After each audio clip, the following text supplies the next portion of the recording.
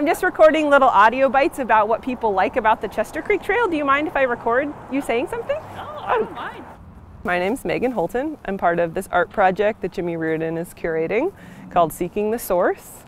So it's a placemaking project. So the idea is that we're doing art that sort of enhances the experience of place and sort of brings new uses and liveliness to a public place. So this project is happening along the Chester Creek Trail. There's 8 artists and each one is in sort of interpreting the trail in a different way. My piece in it, I like to call it Tall Tales, because it's kind of a mixture of talking to people and then being tall. And also I've heard some stories that were not true.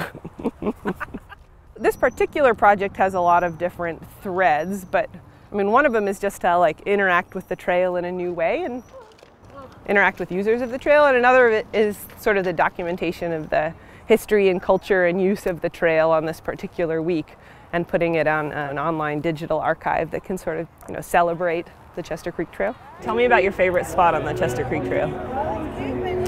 It's a place down by the river in the near the Woodside East neighborhood, and it's a park bench alongside the river, and it's the best place to rendezvous for an early morning date. Tell me your first name. Beth. Okay, tell me about the...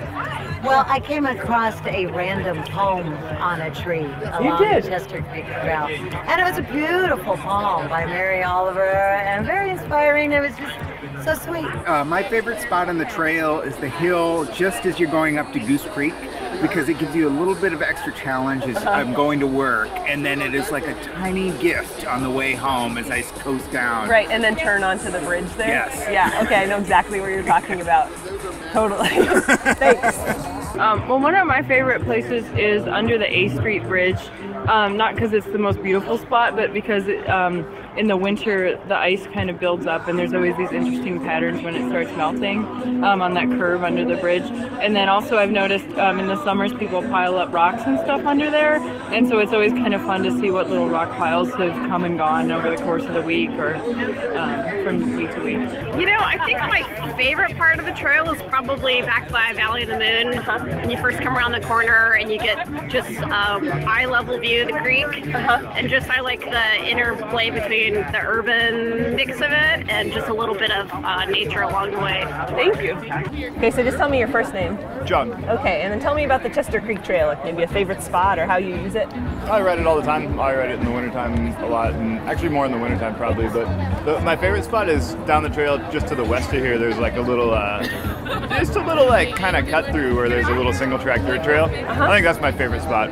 So one of my favorite spots on the Chester Creek Trail is kind of where Bunker Avenue comes onto the Chester Creek, and it's just east of Spenard, and that's where I moved to Anchorage, and it was kind of my first step onto the trail, and the Chester Creek got me everywhere. It got me to work, it got me to friends' houses. It's just a small little spot on the trail, but it connected me to the bigger picture of Anchorage. I wondered why you did it that way. I thought,